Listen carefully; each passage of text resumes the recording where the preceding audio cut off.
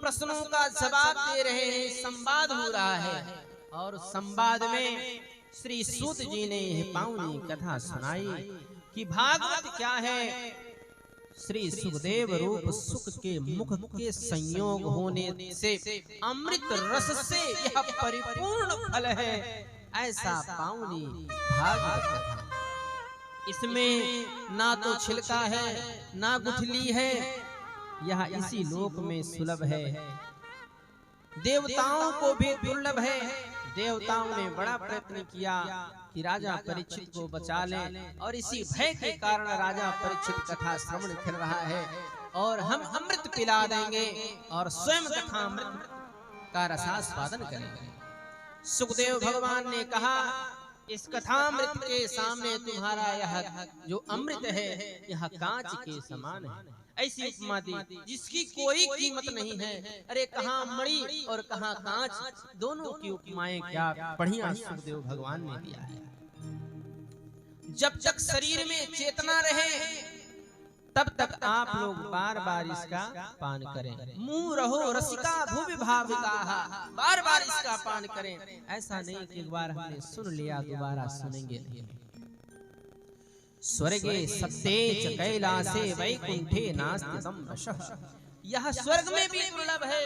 अब हमें आपको यह चिंतन करना है, इस चेतना अवस्था में इस शरीर को किस कार्य में लगाना है, भोग में या योग में। और भोग में फंसे रहोगे तो ये कथा मिल ही नहीं सकती। अतः पिबन्तु सद्भाग्या मामा मुंचत करहिचित्, ये कथा भाग्यशालियों को प्राप्त होती है। सौभाग्यशाली जो लोग हैं उन्हें यह पावनी कथा प्राप्त होती है। जैसे एक वृक्ष आम का होता है और उस आम के वृक्ष के सूखे हुए टहनियों को इकट्ठा करके छोटे छोटे टुकड़े करके हम सब लोग क्या करते हैं, हवन करते हैं। पर वही टहनियां सूखी हुई अगर किसी स्त्री को मिल जाए तो वो क्या करेगी, बोले वो चूल्हे में लगाएगी। ऐसे ही एक आम के वृक्ष से सूखी टहनी टूट करके गिरी और जब नीचे गिरी तो दो खंड हो गया। और जब दो खंड हो गया तो एक खंड सम्मुख दिख रहा था, दूसरा खंड दिख नहीं रहा था, बगल में हो गया। उस मार्ग से एक युवती जा रही थी, उसने देखा उस सूखी हुई लकड़ियों को तो उठा ली और लेकर के गई घर में, उससे भोजन पकाया और भोजन पकाया तो सब लोग बढ़िया से खाए। और उसी मार्ग से एक संत जी आ रहे थे, उन्होंने सोचा अगर एक आम की लकड़ी मिल जाती तो कल सुबह हम कर लेंगे। दूसरी टहनी टूटी हुई उसका जो खंड था वो संत जी को मिल गया और उस टूटी हुई आम की उस लकड़ियों से संत जी ने सुंदर हवन किया। उपयोग अलग अलग हुए पर महत्व बढ़ गया। स्त्री ने उस लकड़ी से जो भोजन पकवान बनाया वो अपने उदर पोषण के लिए बनाया, पर संत जी ने उस लकड़ी से जो हवन किया वो देवताओं के पोषण के लिए हवन किया, अपने पोषण के लिए उपयोग नहीं किया। और फिर हुआ क्या, बोले जो चूल्हे में लगी लकड़ी वो राख बन गई। वो राख फिर बर्तन मांजने के काम आई और मजते हुए और धुला गया वो राख नाली में बह गया। पर संत जी ने जो हवन किया वो हवन करने के बाद जब राख हुई तो भस्म बन गई, और जब वो भस्म बनी तो सबके मस्तक पर ललाट पर विराजमान हो गई। बस हमें स्वयं से विचार करना है। अतः पिबन्तु सद्भाग्याः, सौभाग्यशाली वो लोग हैं जिन्हें भागवत कथा प्राप्त हो। वेद व्यास ने लिखी है श्री भागवत की कहानी, वेद व्यास ने लिखी है भागवत जी कहानी, जिसमें है श्याम श्यामा और ब्रज की राजधानी,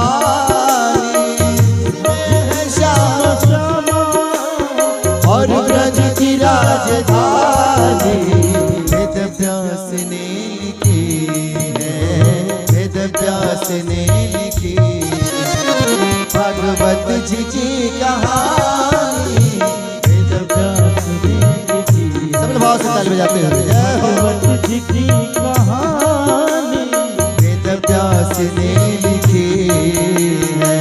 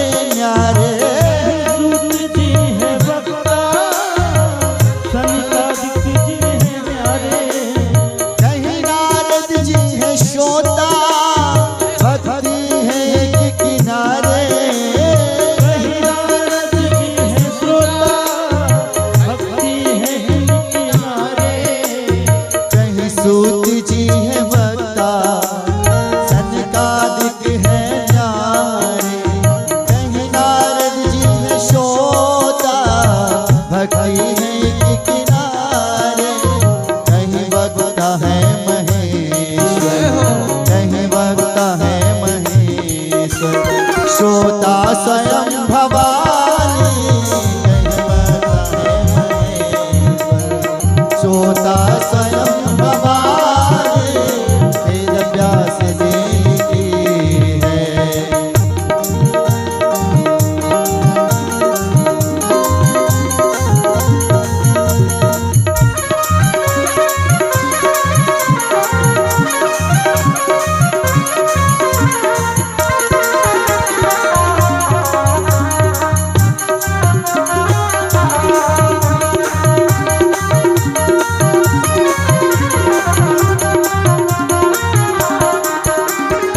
श्लोकों में भाव भरकर शंकर ने है सुनाया, श्लोकों में भाव भरकर शंकर ने है सुनाया। श्लोकों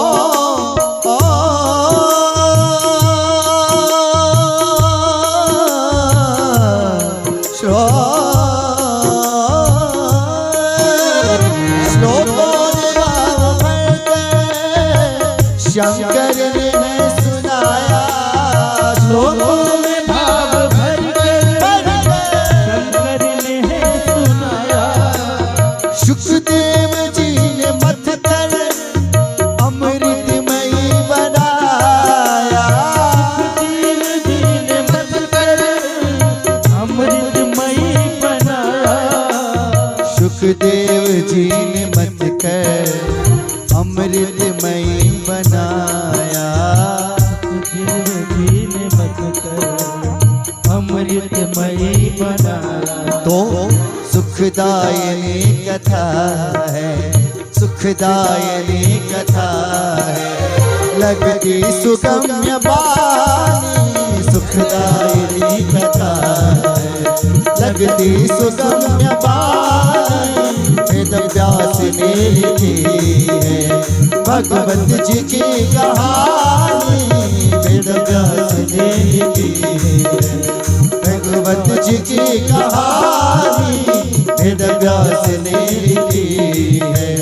गोविंद बोलो हरि गोपाल बोलो, गोविंद बोलो हरि गोपाल बोलो, गोविंद बोलो हरि गोपाल बोलो, गोविंद बोलो हरि गोपाल बोलो, गोविंद बोलो हरि गोपाल बोलो, गोविंद बोलो हरि गोपाल बोलो, गोविंद बोलो हरि गोपाल बोलो, गोविंद बोलो हरि गोपाल बोलो। राधा रमण हरि गोपाल बोलो, राधा रमण हरि गोपाल बोलो, राधा रमण हरि गोपाल बोलो, राधा रमण हरि गोपाल बोलो। कृष्णा कृष्णा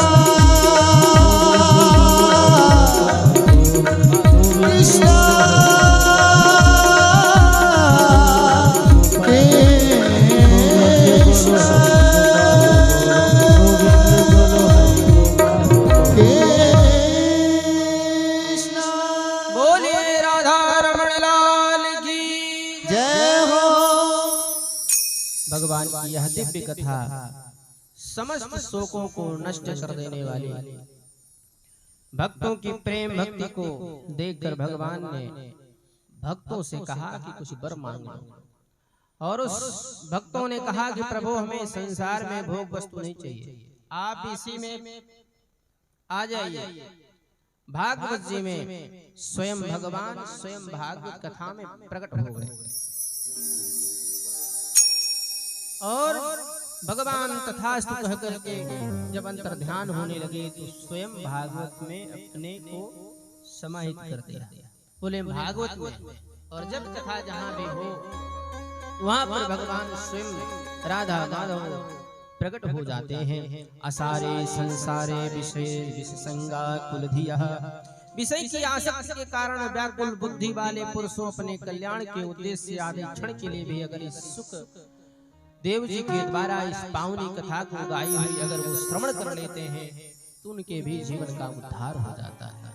ऐसी पावनी कथा है।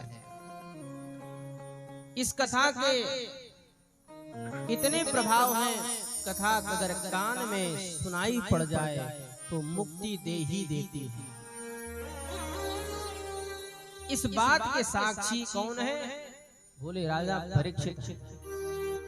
मुक्ति देने की सामर्थ्य अगर है कान में पड़ जाए, क्योंकि लोभ देने तो बहुत आए और उस लोभ में नहीं पड़े, पर कहा कि भगवान की कथा ही मुझे चाहिए।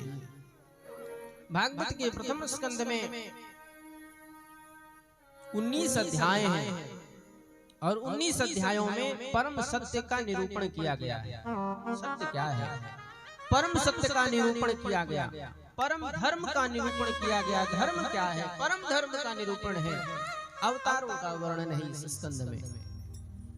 निष्काम भक्ति था भागवत के अधिकारी का वर्णन किया गया। म्रियमाण पुरुष का कर्तव्य क्या है इसका वर्णन बताया गया।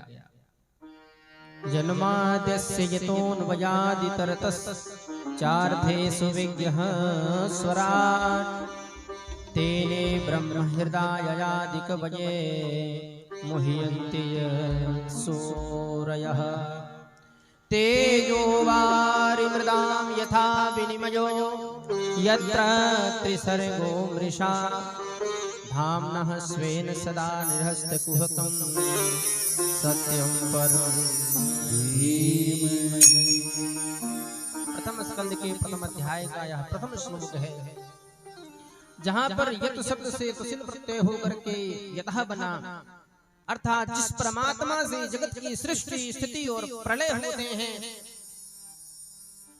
ऐसे जो जनरेटर ऑपरेटर और डिस्ट्रॉयर है, स्वयं उत्पत्ति करता है, पालन करता है, संहार करता है, वह परमात्मा संसार के सभी जड़ चेतन वस्तुओं में विराजमान है। यत्र यत्र धूमः तत्र तत्र अग्निः, जहां जहां पर धुआं होगा वहां वहां पर अग्नि होगी। ठीक ऐसे ही संसार में जितने भी जड़ चेतन चेतन जो भी वस्तु है सब में भगवान है। हरि व्यापक सर्वत्र समाना और प्रेम से प्रकट हुई मैं जाना। और व्यास जी परमात्मा के स्वरूप को समझा रहे हैं कि परमात्मा का स्वरूप कैसा है, उनका रूप कैसा है। कहते हैं जहां जहां परमात्मा है वहां वहां संसार है, जहां जहां परमात्मा है वहां वहां संसार है। परमात्मा के स्वरूप को समझाते हुए कहते हैं परमात्मा संसार बनाने में कारण है, संसार कार्य है, कारण के बिना कार्य की सत्ता नहीं होती है। अन्वयात प्रत्यक्ष रूप से इतरतः अप्रत्यक्ष रूप से भगवान विराजमान है। जो जड़ नहीं चेतन है, इतरतः का दूसरा भाव है जिस माया के कारण संसार की उत्पत्ति स्थिति प्रलय होते हैं। अर्थात सतोगुणी ब्रह्मा, रजोगुणी माया से विष्णु, तमोगुणी माया से शंकर से की उत्पत्ति हुई। सत्वम रजस्तमिति प्रकृतेर गुणास्तैर्युक्तः परः पुरुष एक यहा से धत्ते। जन्मादस्य यथा, यह ब्रह्म सूत्र का द्वितीय वाक्य है, दूसरा सूत्र है जन्मादस्य यथा। पहला ब्रह्म सूत्र का वाक्य है अथा तो ब्रह्म जिज्ञासा, पर द्वितीय कौन है? द्वितीय वाक्य है जन्मादस्य यतः। सभी भक्तिमान पुरुष भागवत श्रवण के अधिकारी हैं, इसलिए मुह्यन्ति यत् सूरयाः, मुह्यन्ति यत् सूरयः वसिष्ठादयोपि मुह्यन्ति यत्र यत्र यस्मिन् ब्रह्माणि सूरयः। बड़े बड़े ऋषि अमलात्मा विमलात्मा उस कथा को श्रवण कर रहे हैं और विद्वान मोहं प्राप्नुवन्ति, जिसके संबंध में बड़े बड़े विद्वान भी मोहित हो जाते हैं, पर यहाँ ज्ञान काम नहीं आता है। तेजो वारि मृगान यथा विनिमयो यत्र त्रिसर्गो मृषा धाम्ना स्वेन सदा निधष्टभुकं सत्यम परम धीमहि यत्र त्रिसर्गो मृषा। त्रिसर्गो मृषा मतलब क्या है? कल आपको मैंने कथा सुनाई, आध्यात्मिक, आदि भौतिक और आदि दैविक, ये तीन ताप हैं और पाप का फल ताप है, और वही तीनों तापों को नाश करने का और यही यत्र त्रिसर्ग है अमृषा भासते, जिसमें यह त्रिगुणमयी जागृत स्वप्न सुसुप्ति, जागते हुए स्वप्न में देखें, सोते हुए, और यह रूप सृष्टि मिथ्या होने पर भी अधिष्ठाता सत्ता से सत्वत प्रतीत होता है। आप सो रहे हो, सोते वक्त आप स्वप्न में यह देखें मुझे कोई छत से उठा करके जमीन पर फेंक रहा है, तो मानो लगता है सही है, पर ये झूठा होता है। और स्वप्नावस्था में, सुसुप्ति अवस्था होने के बाद जो स्वप्नावस्था में जो आप स्वप्न देखते हैं, ऐसा लगता है ये सही है, पर वो रहता झूठा है। ठीक ऐसे संसार है, ये झूठा है, मिथ्या है, पर इसमें कुछ टिकने वाला नहीं है। जास सतता तेजड़ माया भास सत्यव मोह सहाया। जैसे धनिक व्यक्ति के गले में नकली सोने की माला भी पड़ी रहे तो लोगों को लगता है कि महाराज ये तो असली सोने का पहना हुआ है, पर अगर एक गरीब जिसके पास धन न हो, कहीं व्यवस्था बना के सोने का जंजीर पहना हो, तो लोगों को लगता है वो तो वैसे ही मेला ओला खरीद लिया होगा। अमीरों के गले में अगर डुप्लीकेट जंजीर है, चैन है, तो ये लगता है कि सही में भैया ये सोने की है। पर धामना स्वेन सदा निहस्त कुहकम माया तत्कार्यम स्वेन धामना, माया कार्य करती है और सत्या निरस्ता कुहका कुतर्काः। अनेक लोग कुतर्क करते हैं कि सत्य क्या है, पर सत्य को जानने के लिए मुझे ज्ञान की आवश्यकता पड़ती है, और वो क्या है? नासतो विद्यते भावो ना भावो विद्यते सतः भयोरपि दृष्टोन तस्तुनयोस तत्त्वदर्शिभिः। उसके लिए हमें तत्वदर्शी बनना पड़ेगा। सताम निरस्ताम कुहकाः, अर्थात जिसने अपने ज्ञान रूप प्रकाश से केवल संतों की माया को निरस्त कर दिया है, सत्यम परम धीमहि। ऐसे सत्यम सदभ्यो, ऐसे जो प्राकृष्ट साधन में ज्ञान योगम धीमहि परम प्राकृष्टम धीमहि सत्यम काल प्राप्त बद्धम परमेश्वरम सिद्धैताः वयम धीमहि ध्यायेम। श्री सुखदेव भगवान गंगा के तट पर बैठ करके ये पावनी कथा को श्रवण करा रहे हैं। तम परम सत्यम निष्काम, जो कर्म योगम धीमहि, जो कर्म योग की बता रहे धीमहि, हम परम सत्य स्वरूप परमात्मा भगवान श्री राधा रमण लाल भगवान श्री कृष्ण के चरणों में वंदन करते हैं। मंगलाचरण में भागवत के लक्षण को बताया। कितने लक्षण हैं? गायत्री में समधिकृत्य वर्णते धर्म विस्तरः। भागवत का अर्थ बताया। भा का अर्थ होता है भक्ति, गा का अर्थ होता है ज्ञान, वा का अर्थ होता है वैराग, ता का अर्थ होता है त्याग। यही संभव ये कथा से यही मिल जाए, ज्ञान मिले, संत मिले तो भक्ति मिल जाती है, और जब भक्ति मिलती है तो मुझे ज्ञान मिल जाता है, क्योंकि भक्ति के पुत्र ही ज्ञान है।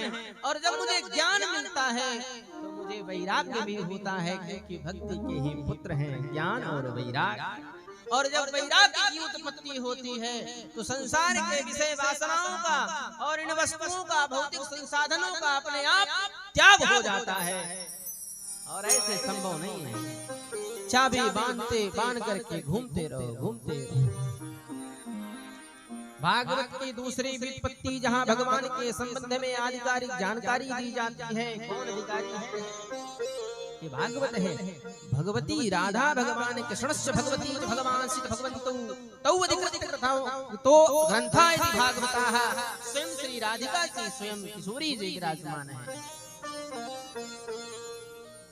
तो इस मलिन शरीर से परमात्मा से मिलन नहीं हो सकता है। पहले इस मलिन शरीर से निर्मल मन जन सो मोहि पावा, अमोहि कपट छल तो धर्म प्रोंचित कैत्रवोत्र परमो निर्मत शरणाम सताम।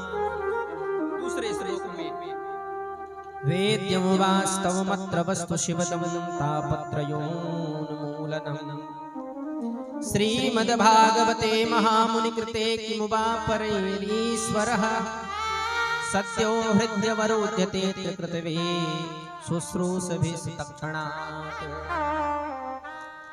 इस श्लोक में अनुबंध चतुष्टय का वर्णन किया गया है। प्रोक्षित कैतव कपट रहित धर्म प्रतिपाद्य है। कपट ना हो। किम तब इति कितौ भावार्थ में कैतव ही भेद होता है। भेद भाव न हो। अभेद धर्म सनातन धर्म है। जिस सनातन धर्म में कोई भेद नहीं है, सबको अपने गले से लगाना ये सनातन धर्म ही सिखाती है। अर्थात भागवत धर्म है। सनातन धर्म स्वयं भागवत धर्म है। प्रतिपादिक भाव संबंध है। तापत्रयोन्मूलनम् द्वितीय श्लोक में धर्म के विषय में वर्णन किया।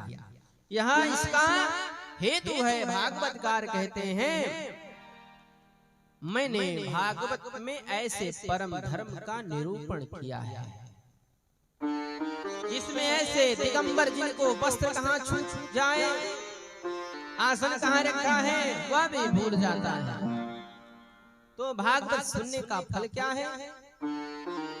आपने अभी तक फल ही सुना। और फल क्या है? भागवत सुनने का फल यह है भगवान के श्री चरणों में निष्काम भक्ति का प्रकट हो जाना। कुछ नहीं चाहिए, सिर्फ भक्ति चाहिए। और उस भक्ति में भी कोई चाह नहीं, सिर्फ चरणों की भक्ति हो, श्री चरणों की भक्ति हो। और मानव के हृदय में भगवान की लीला कथाओं के प्रति अनुराग का उदय अगर भागवत कथा से नहीं होता है तो ये श्रम है। अनायास इतना मेहनत किया गया, इसलिए भगवान के श्री चरणों के प्रति अनुराग हो जाए, प्रेम हो जाए, वही भागवत का फल है। कथा सुनने के बाद फिर वही कर्म करने लग जाए जो कर रहे थे और जो समाज और राष्ट्र लोगों के लिए भी हितकारी नहीं था, वह कार्य फिर उसी में संलग्न हो जाए तो फिर कथा व्यर्थ है। ये परिश्रम किया गया झूठा, अनायास ऐसे परिश्रम व्यर्थ चला गया। नोत पादये तिरतिम श्रमय एवहि केवलम। गीता में भगवान कहते हैं भक्ति का फल भगवत प्राप्ति है और यह भागवत कथा भक्ति ही देती है। अरे भक्ति जब होती है तो भगवान की प्राप्ति होती है। जिनकी दंभ कपट नहीं माया, जिनकी दंभ कपट नहीं माया, तिनके हृदय बसहुरा गुराया, हृदय बसहुरा गुराया। जिनके कपट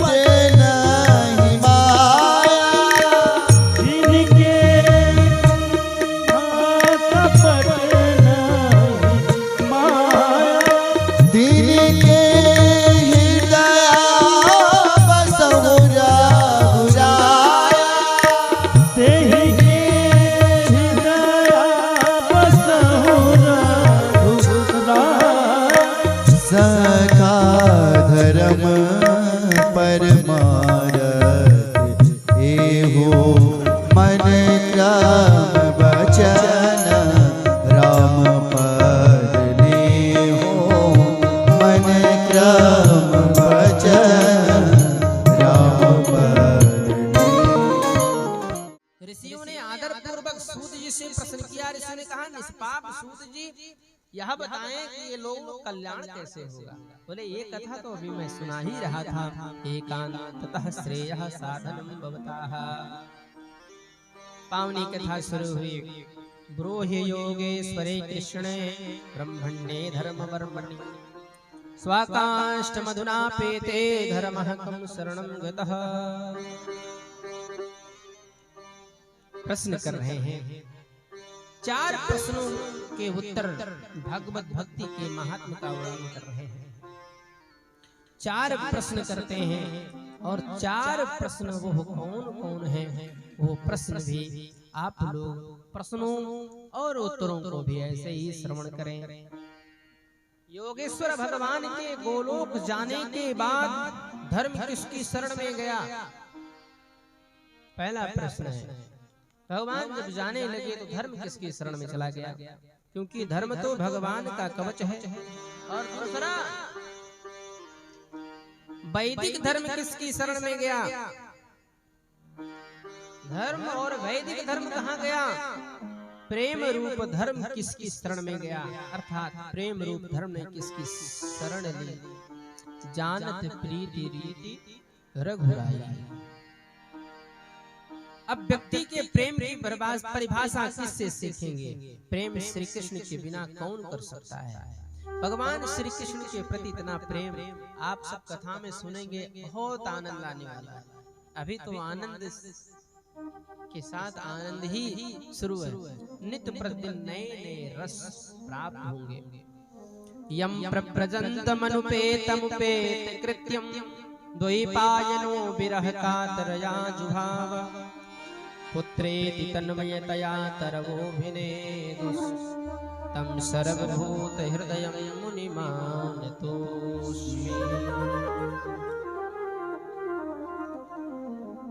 श्री सुखदेव जी व्यास जी के पुत्र हैं। माता के गर्भ में रहे और वो गर्भ से बाहर नहीं आना चाहते। क्यों? बोले, मैं गर्भ से बाहर जाऊंगा तो मुझे संसार के विषय वासनाओं ये सब लिप्त हो जाएंगी और उसे मैं भी लिप्त हो जाऊंगा। इसलिए कहते हैं कि वो माता के गर्भ से बाहर नहीं आना चाह रहे थे। और जब विशेष अनुग्रह हुआ, भगवान की कृपा हुई, जब वो गर्भ से बाहर आए तो जैसे तोता पिंजड़े से उड़ जाता है, वैसे ही सुखदेव जी जन्म लिए। जन्म लेने के बाद न माँ को देखा न पिता को, और दिगंबर ही बिना वस्त्र के चल पड़े। बिना वस्त्र के ही चल पड़े। व्यास की पत्नी ने अपने पुत्र को बुलाने का प्रयत्न किया। व्यास जी का कोई घर नहीं रहा, बेर की कुटिया में रहते थे। और उस कुटिया में आज एक बालक का जन्म भी हुआ। तो जन्म के पश्चात वह बालक सब परिवार माता पिता को छोड़ करके चला गया। भगवान के दर्शन के लिए संसार में प्रकट हुए थे। और व्यास जी का नाम बादरायण नहीं दिया है, पर बादरायण है। और इनका द्वीप ही इनका घर है। सुखदेव जन्म के बाद सन्यासी हो गए। और जब जाने लगे तो हा पुत्र कहते हुए व्यास जी उनके पीछे दौड़ पड़े। बेटे रुक जाओ, बेटे रुक जाओ, बेटे रुक जाओ। पर तरबा बने दू उस समय विलाप करते हुए व्यास जी को वृक्षों ने उत्तर दिया कि महाराज आप जा कहाँ रहे हैं? वृक्षों ने भी भगवान का स्वरूप, वृक्ष भी भगवान का स्वरूप है ना? वृक्ष भी भगवान का रूप है। वृक्षों में प्रत्यक्ष चैतन्य है। वहीं व्यास जी को वृक्षों ने उत्तर दिया। और उत्तर देते समय तरम ददुहु, वो वृक्षों ने कहा कि महाराज सुखदेव जी की प्रियता का वर्णन कर रहे हैं और शुक्राचार्य लोगों को कितना भा रहे हैं, वन के वृक्षों को भी कितने प्रिय लग रहे हैं। वो कहते हैं अरे वो सन्यासी हैं। वृक्ष कहते हैं जाने दो महाराज, काहे पुत्र पुत्र कह करके पीछे दौड़े। जो वृक्ष अपने पुत्र रूपी फलों को तोड़ने पर भी आंसू नहीं बहाते, वह वृक्ष भी रोने लगे हैं आज। तन्मयतया का भाव है। श्री वेद व्यास तया शुक्राचार्य के विरह में जो हृदय द्वैपायन का था, वह वृक्षों का भी हो गया। वृक्षों ने देखा, वृक्षों से एक पत्ता भी तोड़ लो पर वो इतना दुख सह लेते हैं, रोते नहीं हैं। पर आज वृक्षों के आंखों में भी आंसू आ गए। वृक्षों की शाखाएं सुखदेव जी के चरणों में लिपट गई। आज अत्यंत निकट ही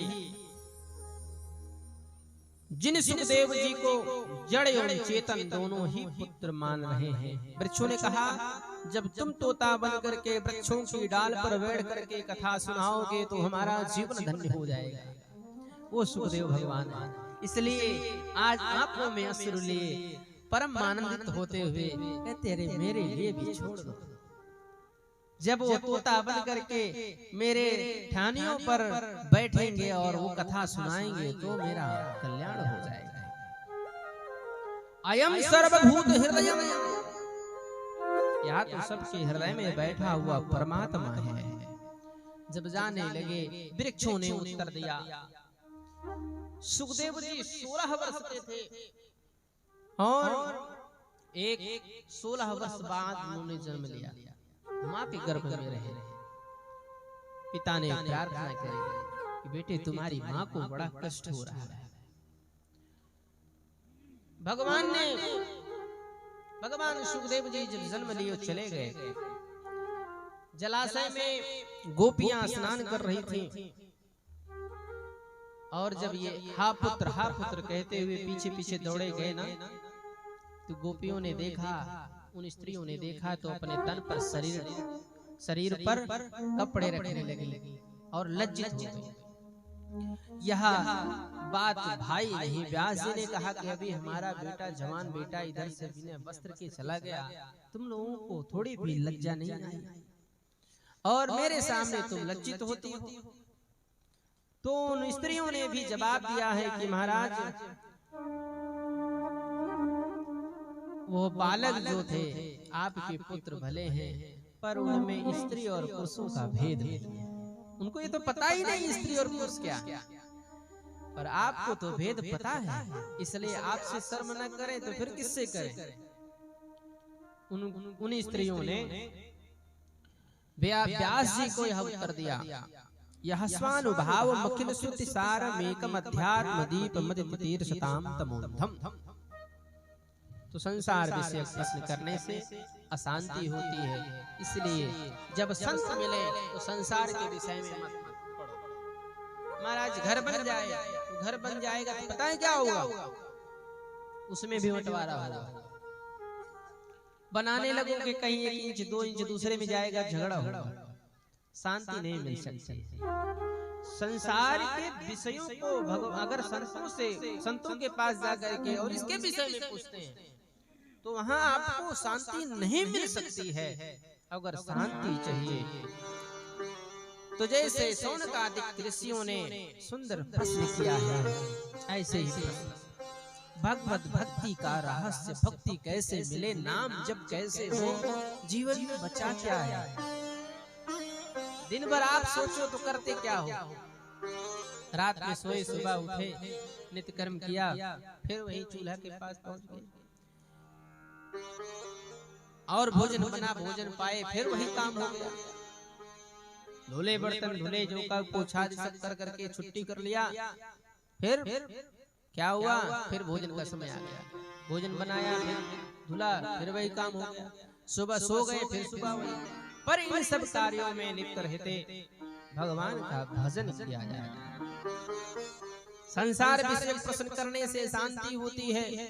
नैमिष सारण में शौनकादिक ऋषियों का प्रश्न भगवत प्राप्ति कराने वाला है, जो सबको भगवत भक्ति प्राप्त हो जाएगी, भगवान की प्राप्ति हो जाएगी। भक्ति आएगी तो भगवान भी आएंगे। सूत जी ने कहा समस्त शास्त्र का सार ही यही है। अथास्तात अक्षस्य पुनर्जाति वदेदुक्षजः, और वासना रूपी डोरी विषयों से बंधी है। अभ्यंतर मल ही वासना है, अंदर जो मल है वही वासना है। मल माने गंदगी, सोच विचार आपके अंदर कितना कपट भरा पड़ा है, यही तो समाप्त करना है, यही दूर हो जाए, अंतर मन शुद्ध हो जाए। तो बिना प्रेम भक्ति रूपी जल के अंतःकरण का मैल कभी नहीं जाता है। अनेक जन्मों के विकार हृदय में जमा हुआ है, उन अनेक जन्मों के विकार को समाप्त करने के लिए बिना हरि भक्ति के संभव नहीं। ऐसे शरीर है, शरीर से जो पाप हो जा रहे हैं ये दाग है, और इस दाग को समाप्त करने के लिए, नष्ट करने के लिए अगर आपने प्रयत्न नहीं किया तो वो धोबी मिलेगा और फिर उठा उठा के पटकेगा, और नहीं दाग छूटा तो फट जाओगे, अगर फट गए तो फिर ऐसे ही भगवान की भक्ति करनी है। धन कैसे साफ हो, धन भी कमाया गया उसको भी सफाई करनी होती है।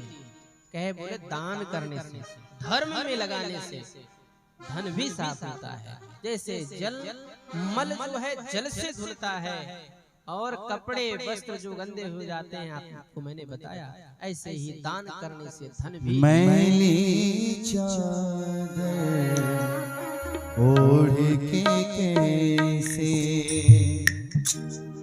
द्वार तुम्हारे आओ,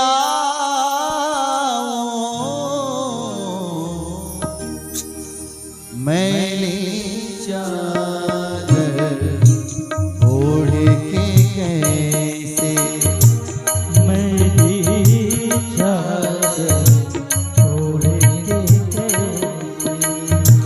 द्वार तुम्हारे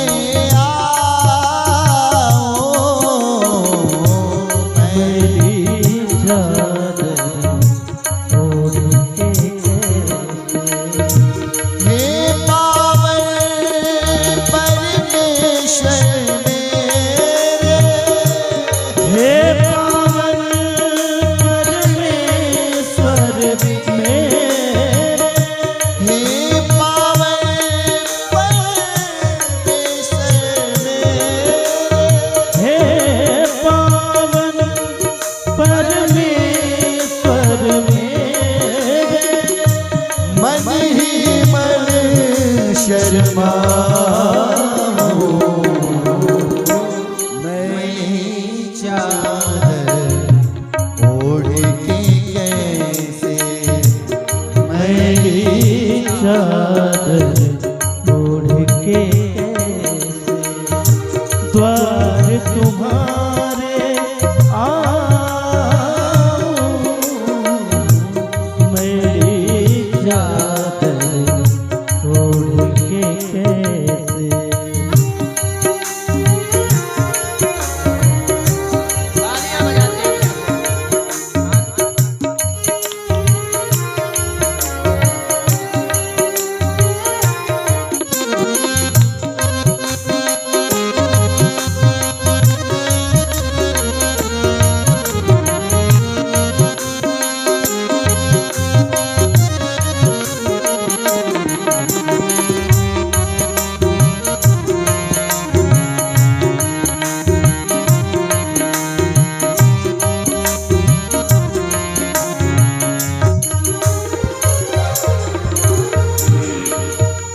तूने मुझको जग में भेजा, निर्मल दे के गाया,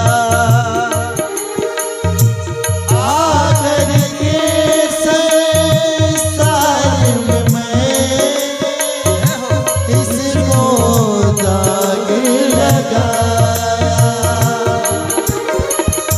जन्म जन्म के मैली चादर, जन्म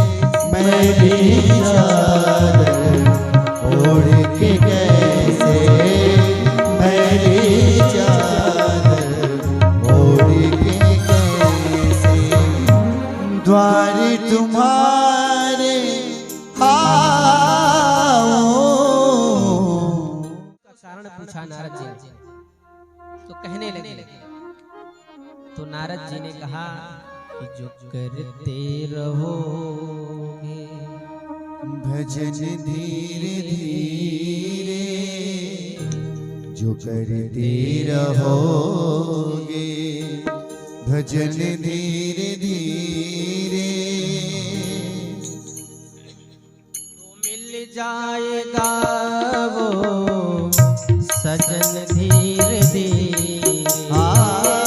तो मिल जाएगा वो सजन धीरे धीरे, जो करते रहोगे भजन धीरे धीरे, जो करते रहोगे भजन धीरे धीरे, तो मिल जाएगा वो सजन धीरे धीरे। सजन कौन है? बोले भगवान, पर भजन तो करो पहले। इतना नहीं, इतने सरल नहीं है। कहते क्या है? जो करते रहोगे भजन धीरे धीरे, भजन धीरे धीरे, तो मिल जाएगा वो सजन धीरे धीरे, तो मिल जाएगा वो सजन धीरे धीरे। तालियां बजाते हैं।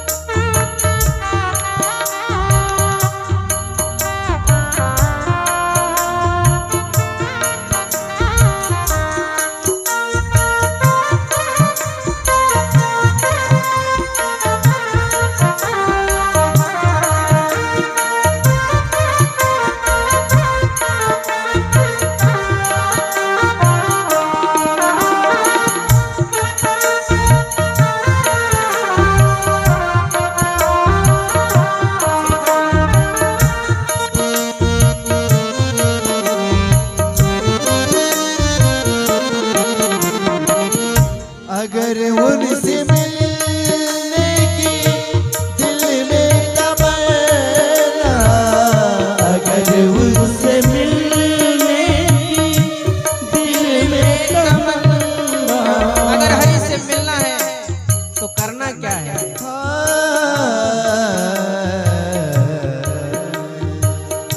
अगर उनसे दिल में तमन्ना, अगर उनसे मिलने दिल में तमन्ना,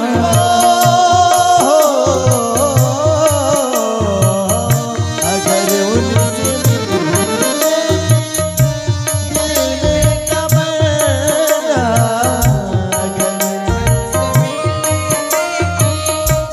दिल में तमन्ना, दिल में तमन्ना, वो सुधर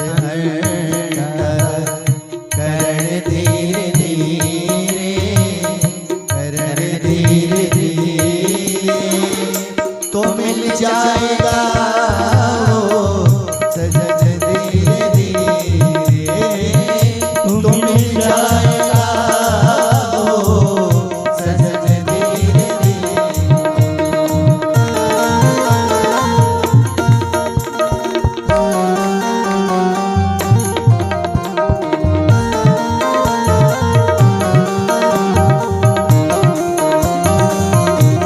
सब बात से ताल में जाते हैं।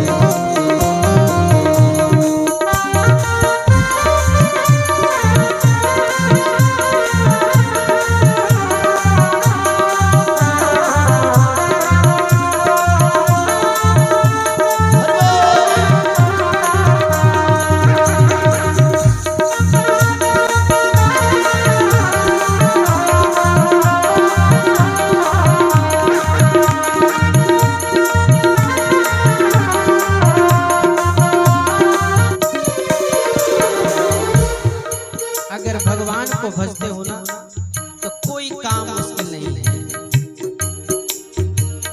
कोई काम दुनिया में मुश्किल नहीं है, कोई काम दुनिया में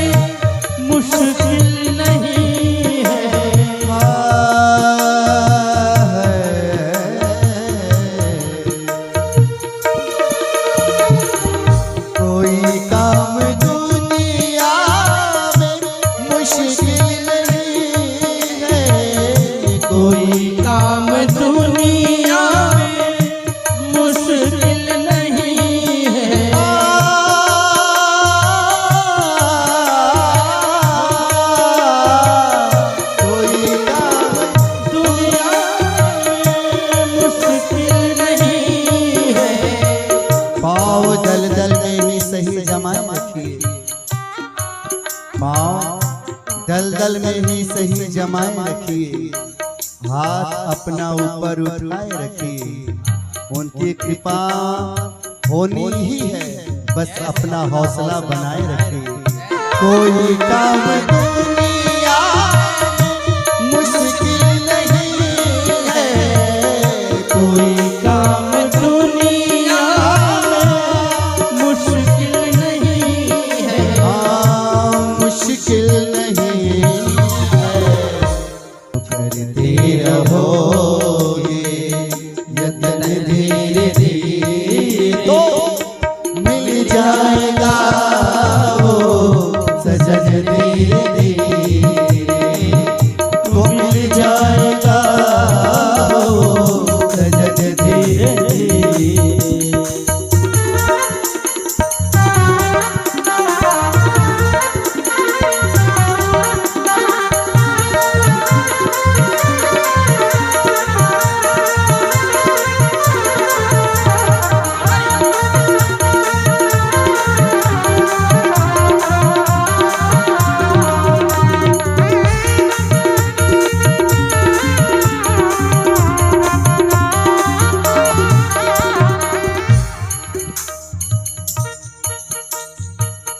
भगवान से उनको पाने के लिए प्रेम करना होगा।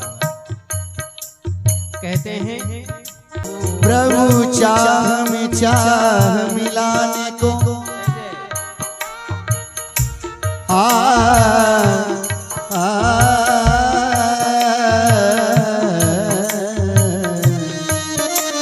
प्रभु चाह में चाह मिलाने को भगवान की भक्ति कहते हैं। बस जीते जी मर जाने को भगवान की भक्ति कहते हैं। प्रभु चाह में चाह मिलाने को भगवान की भक्ति कहते हैं। बस जीते जी मर जाने को भगवान की भक्ति कहते हैं। और जीवन की अंधेरी रातों में कुछ धुंध भरे तूफानों में विश्वास का दीप जलाने को भगवान की भक्ति कहते हैं।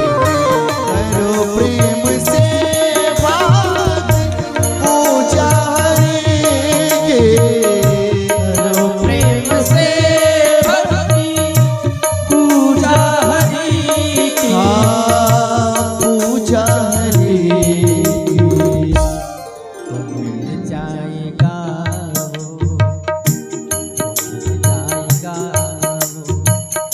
रतन धीरे धीरे मिल जाएगा वो, रतन धीरे धीरे मिल जाएगा वो सजन धीरे धीरे, तो मिल जाएगा वो सजन धीरे धीरे।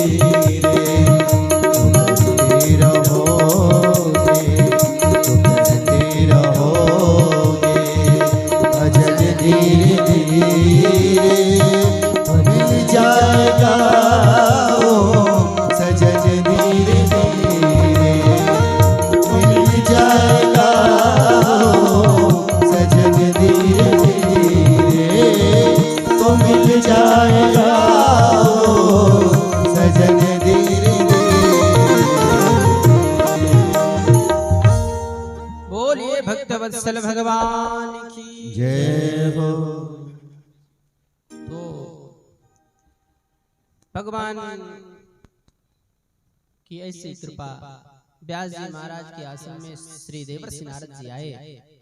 देवर्षि नारद जी ने पूछा असंतोष का कारण, क्यों संतोष नहीं है? आप इतने खिन्न मन से क्यों बैठे हैं? परावरे ब्रह्मणि धर्मतो हृदयः स्नातस्य मे न्यूनमलं विचक्ष्व। योगानुष्ठान नियमों के द्वारा परब्रह्म और सत्य ब्रह्म दोनों की पूर्ण प्राप्ति कर लेने पर भी मुझ में क्या कमी रह गई है? व्यास जी कहते हैं मेरे में कमी क्या है?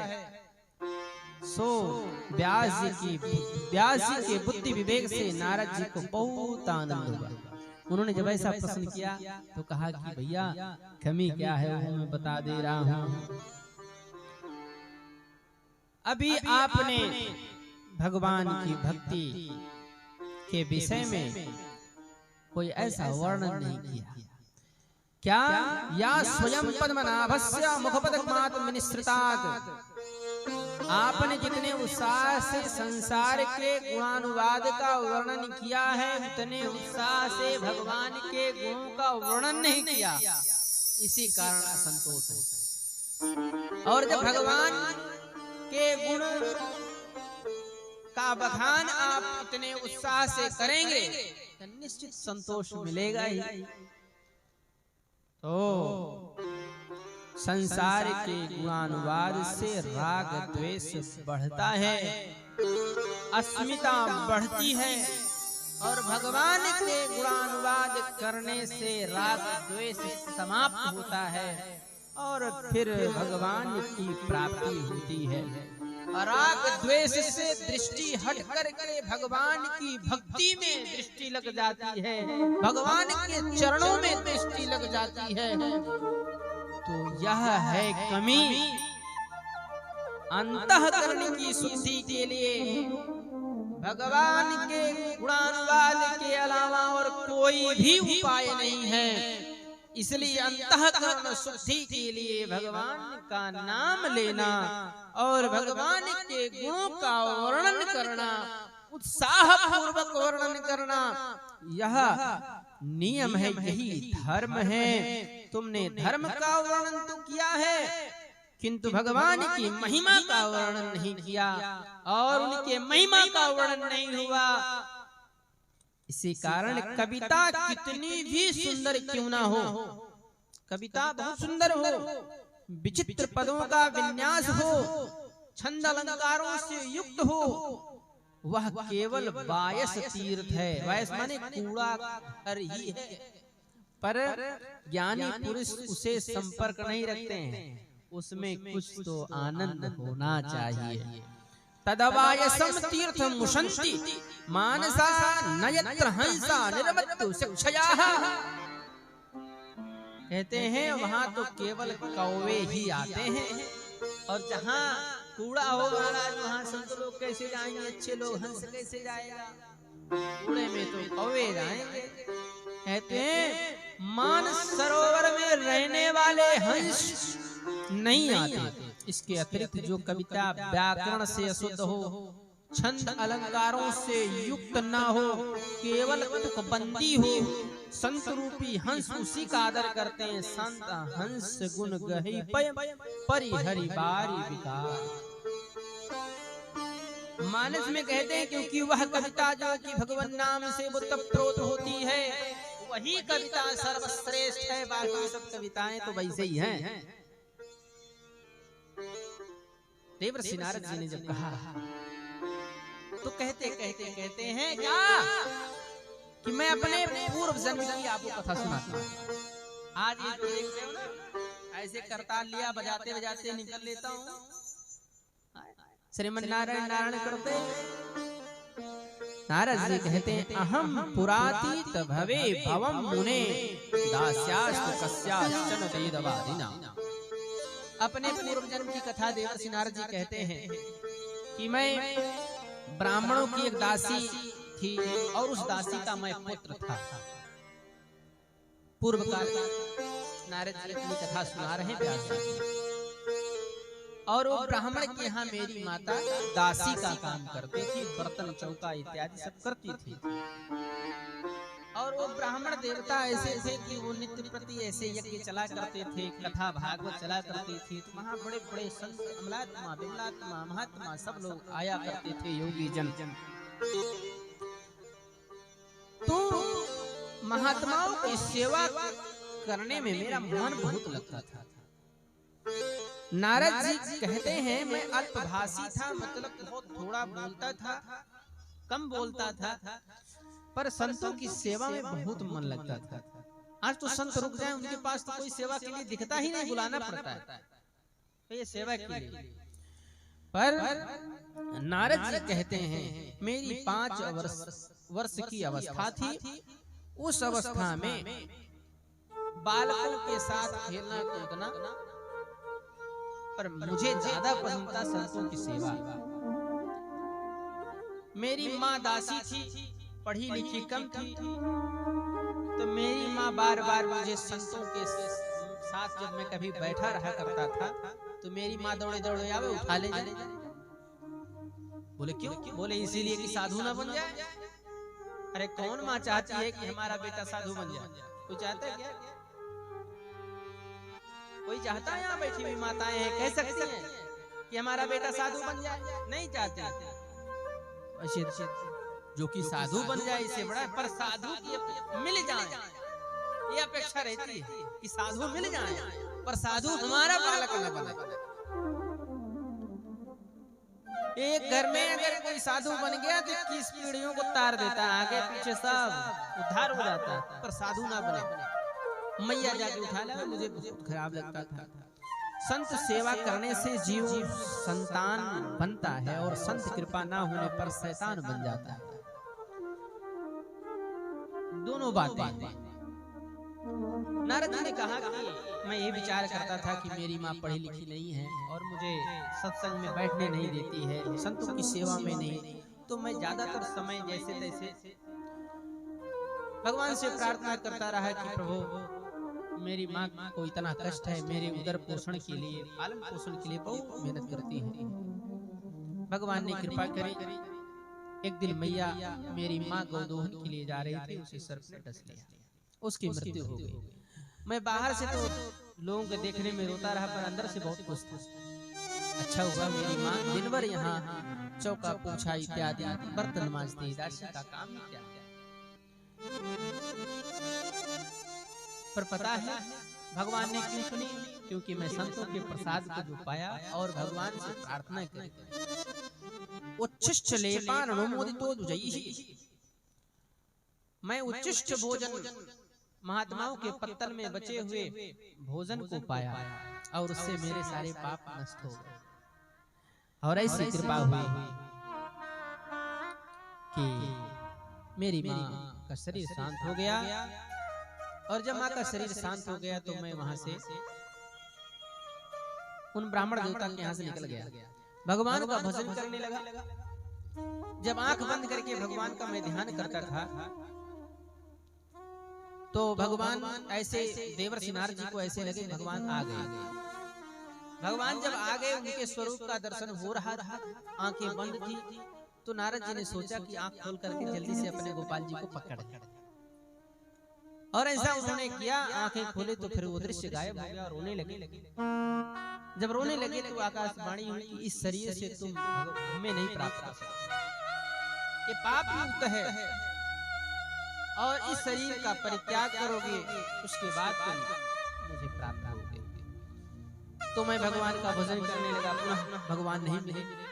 एक दिन ऐसे युग का अंत आया, सारी सृष्टि धरती जो है वो पानी पानी हो गया, उसी में हम भी चले, बड़ा आनंद आ गया और मेरे शरीर शांत। और भगवान को रचना करने की इच्छा हुई। भगवान के मुख से ही 10 मुनि हुए, उन 10 मुनियों में मैं भी उत्पन्न हुआ। तब से लेकर अब तक मुझे कहीं नहीं रोका, स्वतंत्र हूँ, पर भगवान का भजन करता हूँ। ये भगवान की भक्ति का परिणाम है। और यह वृतांत बता करके, अपने पूर्व जन्मों के वृतांत को बता करके नारद जी उस आश्रम से निकल गए। और उस आश्रम से निकल गए। फिर व्यास जी ने सरस्वती नदी के तट पर बैठ करके, अपने आश्रम में बैठ करके इस भागवत महापुराण की रचना करी। बोलिए भक्तवत्सल भगवान की जय। भागवत में महाभारत की भी चर्चा आती है। ब्रह्म नद्यां सरस्वत्याश्रमः पश्चिमे तटे सम्याप्रासीति प्रोक्तर्षीणां सत्रवर्धनः। सौनक ने प्रश्न किया कि नारद जी के जाने के बाद व्यास जी ने क्या किया? तो सूर्य ने कहा कि वो अपने आश्रम में बैठ करके भागवत कथा ब्रह्म नदी के उस सरस्वती नदी के तट पर बैठ करके सम्याप्रास नामक जो उनका आश्रम है, वहाँ ब्रह्माकार भक्ति का अंत प्रवाह है। व्यास जी के आश्रम का नाम सम्याप्रास है। और वो सम्याप्रास किसे कहते हैं? इंद्रियों का समन करते हैं, उन्हें सम्याप्रास कहते हैं, जो इंद्रियों को समन। महाभारत का युद्ध हुआ, कौरव और पांडवों में युद्ध हुआ, और उस युद्ध में दुर्योधन का जंघा टूट गया। यदा मृधे कौरव सृंजयानां वीरसुतो वीरगतो गतिम गतेषु। महाभारत का युद्ध समाप्ति पर था। कुरुक्षेत्र का मैदान शमशान सा प्रतीत हो रहा था। भीमसेन की गदा से दुर्योधन का जांघ टूट गया। भगनो उरुदंडई यस्य कुरुक्षेत्र के मैदान में दुर्योधन दर्द से कराह रहा था। उसी समय उस धरती पर पड़े हुए करा रहे होते दुर्योधन के सम्मुख अश्वत्थामा अपने मित्र दुर्योधन, जो युद्ध के मैदान में अंतिम श्वास ले रहा था, उससे उसकी अंतिम इच्छा के बारे में पूछा है कि मित्र, तुम्हारी अंतिम इच्छा क्या है? अश्वत्थामा ने कहा, मित्र, मैं आपका क्या कार्य करूं जो आपका प्रिय हो? अंतिम श्वास ले रहा है, दर्द से कराह रहा था। दुर्योधन बोला, मेरी एक ही इच्छा है कि मैं एक भी पांडव नहीं मार सका।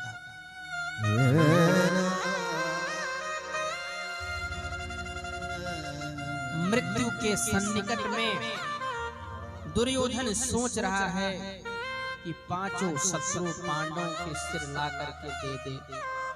यही मेरी अंतिम इच्छा है, यही मेरा प्रिय कार्य है। अगर तुमसे हो पावे तो पांडवों के पांचों सिर काट करके ले आ। इसी प्रकार वो कराहता हुआ दुर्योधन दोहरा रहा है, उसी बात को दोहरा रहा है। यही सबसे बड़ा मोह का उदाहरण है। मोह का यही उदाहरण है। प्राणांत के निकट क्षणों में भी मोह नहीं छूटता है। शरीर शांत होने को हो, अंतिम समय में भी अपने धन परिवार में मन लगा रहता है। ये मेरा है, इसे मुझे दे दे। ये मेरा शत्रु है, उससे मत बोलना। ये मेरा शत्रु है, उसे मार देना। प्राणान अंतिम श्वास तक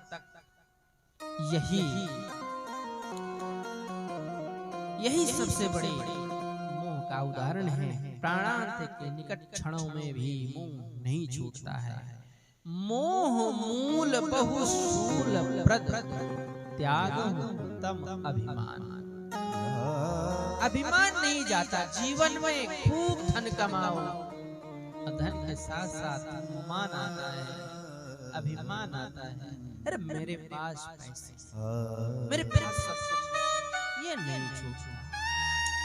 सभी जीवों की यही दशा और व्यथा है। सभी की यही दशा है और यही व्यथा है। अंतिम श्वास तक मेरा तेरा नहीं छूटता। अंतिम श्वास तक मेरा तेरा नहीं छूटता। पांडव को कपट से मारूंगा, अश्वत्थामा ने ऐसा विचार किया। पांडव तो ऐसे मारे नहीं जाएंगे, ऐसे समय में जाऊं कि पांडवों को मार दूं और अपने मित्र के लिए ऐसा प्रिय कार्य करके मुझे यश मिलेगा। यश के भागी मैं होऊंगा। पांडवों का जीवन भगवान को समर्पित था।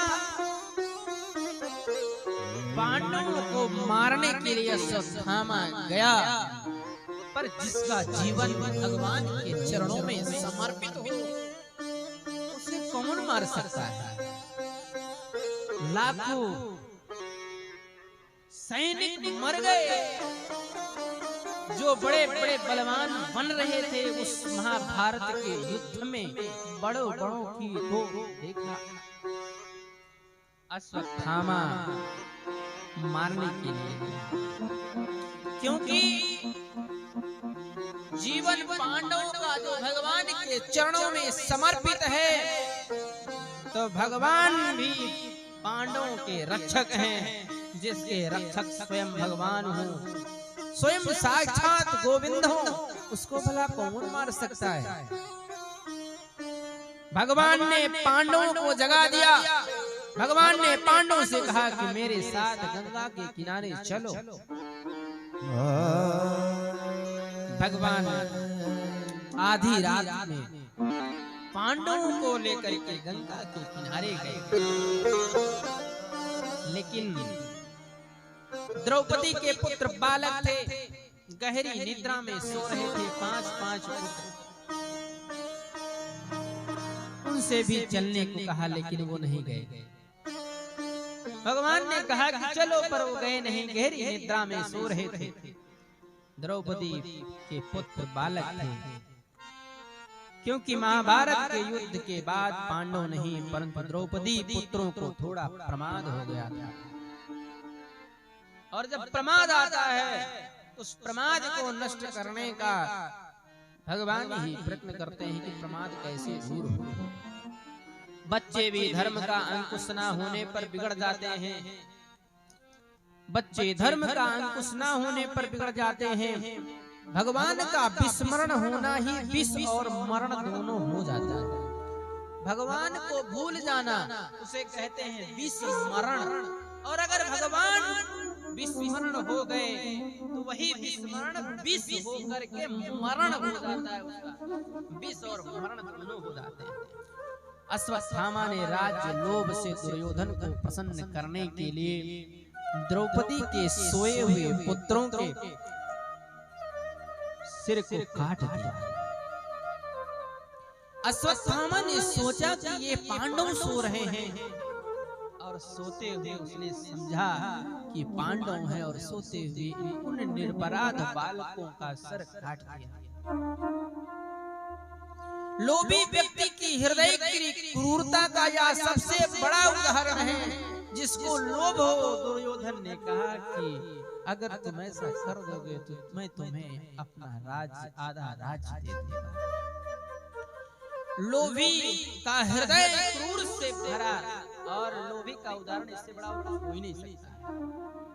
गंगा स्नान से लौटने के बाद शिविर में आकर के द्रौपदी ने 5 पुत्रों के शवों को देखा, जिस मां के 5 पुत्र मरे पड़े हुए, उनका शरीर है पर सर नहीं। वो विलाप करने लगी। यहाँ तो ये स्थिति बनती है, अगर अपने बालक को कोई मार दे तो माँ कोई माँ उसके भी बालकों की हत्या कर दो, पर ये माँ नहीं कह सकती है, ये नहीं कह सकती। माता द्रौपदी रोने लगी। अश्वत्थामा ने सोते हुए 5 पुत्रों का सर काट करके लेकर गया, और कहा ले मित्र लेकर के आ गया, तेरे दुश्मनों का मैं सर ही काटूंगा। दुर्योधन ने कहा नहीं हो सकता। अश्वत्थामा ने कहा मुझे पता था कि तुम विश्वास नहीं करोगे, इसलिए मैं निशानी लेकर के आया। ए लो, मैंने पांडवों का वध कर दिया। दुर्योधन ने कहा नहीं, ये नहीं हो सकता है, ये हो ही नहीं सकता है, ये पांडव नहीं हो सकते, पांडव को तुम मार नहीं सकते हो, ये मुझे पूरा विश्वास है। अश्वत्थामा ने कहा मित्र, मुझे पता था कि तुम यही कहोगे, पर लो, चुटकी बजा करके ऐसे मार दिया। जब सर से कपड़ा हटाया तो दुर्योधन रोने लगा, कहने लगा अरे अश्वत्थामा, तूने इन निरपराध बालकों को मार करके क्या पाया? अरे पांडव नहीं है, पांडव के पुत्र हैं। अब मेरे इस वंश में कोई बसा नहीं, कौन जल देगा? पितरों को कौन जल देगा? अरे तूने वंश को समाप्त कर दिया रे, अब तू नहीं बच सकता। मैं कह रहा था कि पांडवों का वध करना सरल नहीं है। रोते हुए आज उसे दर्द हुआ, पर मां द्रौपदी ने अपने पुत्रों को इस दशा में देखा। जब सऊ को देखा तो व्यास जी कहते हैं, माता शिशूनां निधनं सुतानां निशम्य गीतं परितप्यमाना तदा रुदद्बाष्पकलाकुलाक्षी तां सान्त्वयन्नाह किरीटमाली।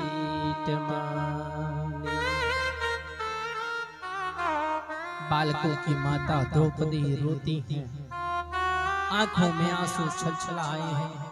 भगवान ने सोचा यदि पांडवों को अतिशय सुख होगा तो पतन हो जाएगा। बहुत सुंदर बात भगवान ने सोचा है। अतिशय सुख होगा तो भगवान की भक्ति में व्यवधान होगा। सुख के सामने भगवान याद नहीं आता। भगवान ने कहा कि बहुत सुख होगा तो इसका पतन हो जाएगा। अपने भक्तों की रक्षा के लिए भगवान क्या क्या नहीं करते। ऐसे शुभ हेतु से पांडवों को दुख दिया है। एक हेतु यह भी है जो दुख दिया है। भगवान जीव को जगाने के लिए जीवन में एकाध दुख भी दे देते हैं। जीवन सुख में नहीं रह सकता है। जगते रहो, जागते रहो, भूलो नहीं, दुख एक न एक दुख दे देते हैं। भगवान ने सोचा पांडव सुख में मुझे ना भूलें, इसलिए भगवान ने दुख दिया। वल्लभाचार्य के मत में द्रौपदी इसलिए रोई कि बच्चों की दुर्गति ना हो, इसलिए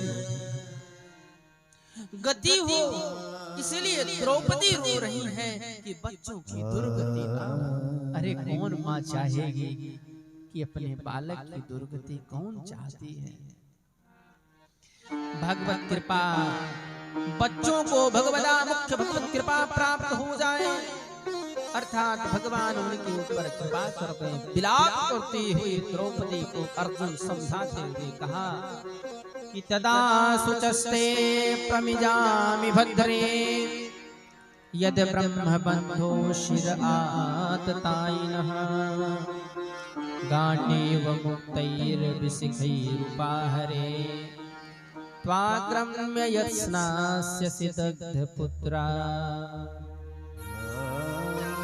द्रौपदी तुम विलाप मत करो, मत रो। अर्जुन कहते हैं द्रौपदी मत रो, मैं तुम्हारे आंसू तभी पोंछूंगा जब उस आदताई ब्राह्मणाधम को जिसने सिर काटा, मैं उसका सिर काट करके तुम्हें भेंट करूंगा। पुत्रों की अंत्येष्टि के बाद तुम उस पर पैर रख करके स्नान करना। मैं अभी अश्वत्थामा का सिर काट के लाता हूँ जिसने मेरे पुत्रों को मारा है। अर्जुन रोती हुई द्रौपदी को समझा रहा है।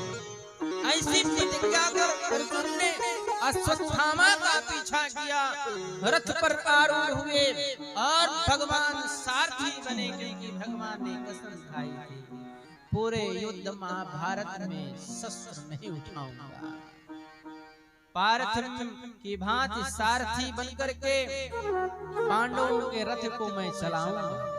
स्वयं भगवान चलेगा। रथ पर चढ़ बड़ी तेजी से भागा। इधर दुर्योधन ने कहा कि अब तू भाग जा, नहीं तो तू बचने वाला नहीं, तू बच नहीं सकता। इतने में अश्वत्थामा ने देखा कि मेरे पीछे रथ दौड़ रहा है। ओ भी भगा महाराज, जैसे रुद्र के भय से सूर्य भगवान भागे थे। पराद्रवत प्राण परिप सुरभ्या यावत गम रुद्र भयातितारकाः। अश्वत्थामा ने अपने बचाव के लिए उपसंहार जानते हुए अर्जुन पर ब्रह्मास्त्र का प्रयोग किया, और ब्रह्मास्त्र का प्रयोग करना तो जानता था पर वापस करना नहीं जानता था। अर्जुन ने अपनी ओर आते हुए उस ब्रह्मास्त्र को देखा और उस ब्रह्मास्त्र के तेज से उनका शरीर जलने लगा। भगवान से प्रार्थना करने लगे। भगवान ने कहा कि देखो विष को विष ही काटता है, इसलिए तुम भी प्रयोग करो ब्रह्मास्त्र के तेज को, ब्रह्मास्त्र ही तेज, तुम ब्रह्मास्त्र को चलाओ। और भगवान की आज्ञा पा करके उन्होंने भगवत ध्यान किया और ब्रह्मास्त्र का प्रयोग किया। अश्वत्थामा ब्रह्मास्त्र चलाना जानता था पर वापस करना नहीं जानता था। अर्जुन ने ब्रह्मास्त्र चलाया, उस ब्रह्मास्त्र के उसके द्वारा चलाए हुए दूसरे ब्रह्मास्त्र के तेज को नष्ट किया और ब्रह्मास्त्र वापस ले लिया और दौड़ करके अश्वत्थामा को मैनम पार्थ सित्रादम ब्रह्मबंधु मिमं जहि, भगवान की आज्ञा हुई सो अश्वत्थामा के वध करने को अर्जुन से कहा, किंतु अर्जुन ने गुरु पुत्र समझकर स्वीकार नहीं किया। अर्जुन ने कहा नहीं भगवान, ये हमारे गुरु जी के पुत्र हैं। भगवान पूरे महाभारत के युद्ध में यही समझा रहे हैं तुम्हारा कौन है, पर पशु की तरह बांध करके हाँ याद आ गया। गुरु पुत्र को मारना स्वीकार नहीं किया। भगवान कभी ऐसी बात नहीं कह सकते। या तो अर्जुन के धर्म की परीक्षा लेने के लिए भगवान ने अर्जुन को वध करने की आज्ञा दी कि देखिए अभी भी इसके अंदर धर्म है या नहीं, पर धर्म भगवान ने देखा। इधर द्रौपदी भी कितनी महान तथा क्षमा मूर्ति है। पशु की तरह उस अश्वत्थामा को अर्जुन बांध करके ले आए और डाल दिया द्रौपदी के सम्मुख। पशु तुल्य रस्सी से बंधे अश्वत्थामा को द्रौपदी ने शिविर में लाते हुए देखा तो उन्हें दया आ गई। इस प्रकार बांध कर लाना उसे सहन नहीं हुआ। निरीक्ष कृष्णा भगवतं गुरोः सुतं वामस्वभावा कृपयाननाम च, वामस्वभावा अपने 5 बालकों के हत्यारों को द्रौपदी ने देखा तो कहती हैं कि इसे छोड़ दो, ऐसा अपराध कर रहे हो। एक माँ हो सकती है, दूसरा कोई नहीं। द्रौपदी ने कहा कि ये शत्रु नहीं, ये तुम्हारे गुरु हैं, ये तुम्हारे गुरु हैं। गुरु पुत्र गुरु होता है, गुरु के समान होता है। सहन नहीं हुआ। हत्यारा होने पर भी द्रौपदी ने अश्वत्थामा को प्रणाम करती हैं हाथ जोड़कर। क्या कितनी दया है। गोस्वामी जी कहते हैं सोचिए विप्र जो भेद तजिन निज धर्म विषय लव लीना। वैष्णव वही है जो बैर का बदला बैर से नहीं प्रेम से लेता है, वही तो वैष्णव है। यहाँ तो उसने मारा तो तुम मार डालो, एक थप्पड़ मारा तो तुम 2 मारो, ऐसा सिखाया जाता। पर एक माँ है तो माँ का स्वभाव क्या है। द्रौपदी ने कहा इसे छोड़ दो, ये ब्राह्मण हमारे अत्यंत पूजनीय हैं, इनके मरने पर इनकी माता मेरी तरह पुत्र वियोग में दुखी होगी, पर एक माँ को दुखी रहने दो। हम नहीं चाहते कि माता कृपी भी अपने पुत्र के वियोग में रोए। द्वार पे आए माँ हमको निहारो, सोई हुई तकदीर सवारो। द्वार पे आए माँ हमको निहारो, सोई हुई तकदीर सवारो, सोई हुई तकदीर सवारो।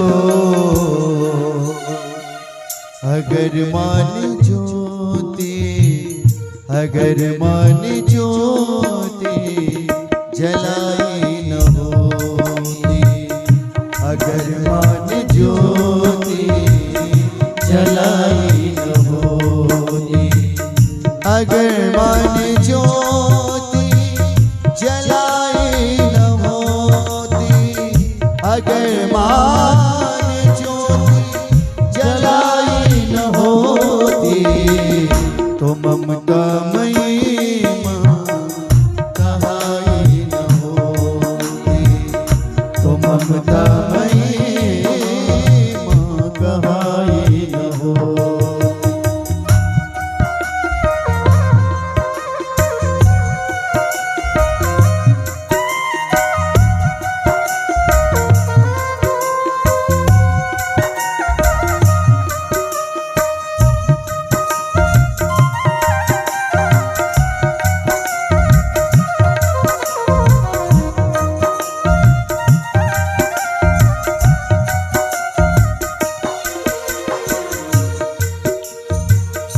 हमें क्या पड़ी है तुम्हें हम मनाए, हमारा तो हक है हम रूठ जाए।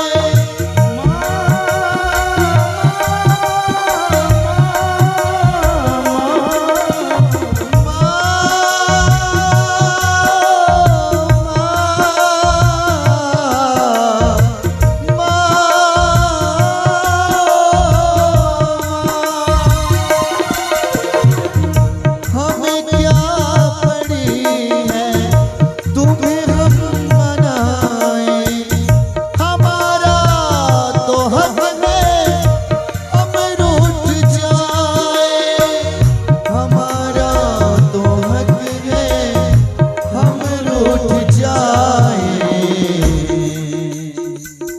अगर माँ मना ले, अगर माँ मना ले तू आई न होती, अगर माँ मना ले तू आई न होती, अगर माँ मना ले तू आई न होती, अगर माँ मना ले तू आई न होती, तो ममता मई माँ कहाई न होती, तो ममता मई माँ कहाई न होती।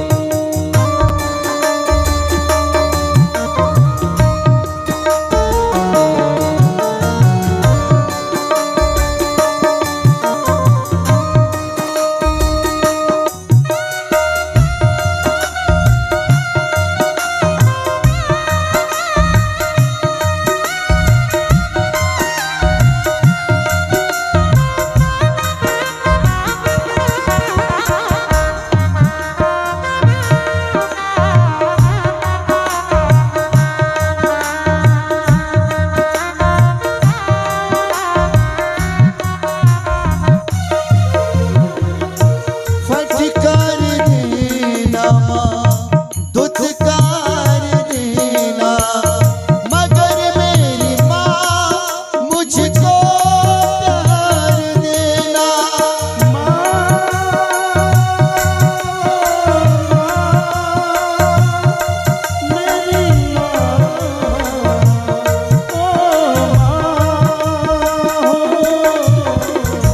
फटकार देना माँ, दुत्कार देना, मगर मेरी माँ मुझको प्यार देना, मगर मेरी माँ मुझको प्यार देना, मगर मेरी माँ मुझको प्यार देना।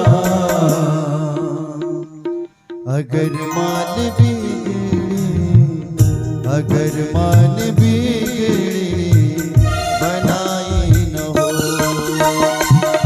अगर मान बिगड़ी बनाई न हो, अगर मान बिगड़ी बनाई न होती, अगर मान बिगड़ी बनाई न होती, तो ममता मई माँ कहाई न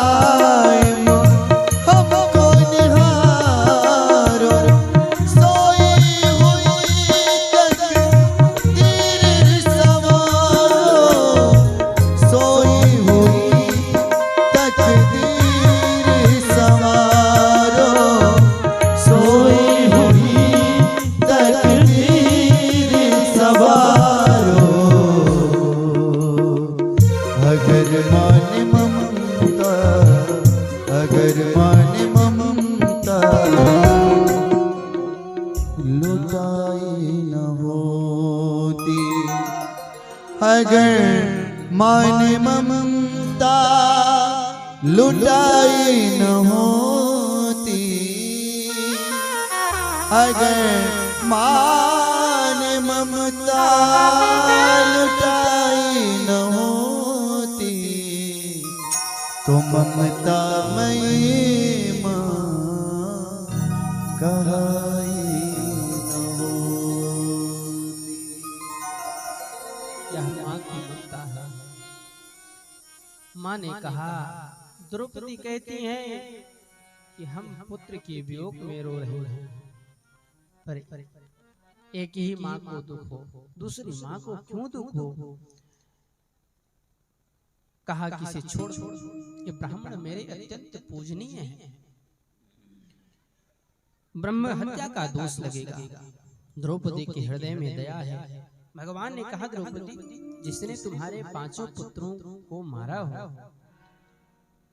फिर भी तुम ऐसा कह रहे हो, वो सामने खड़ा हुआ है, तुम्हें तो दंड देने का अधिकार है, तुम दंड दे सकती हो या कह सकती हो कौन सा दंड दिया जाए।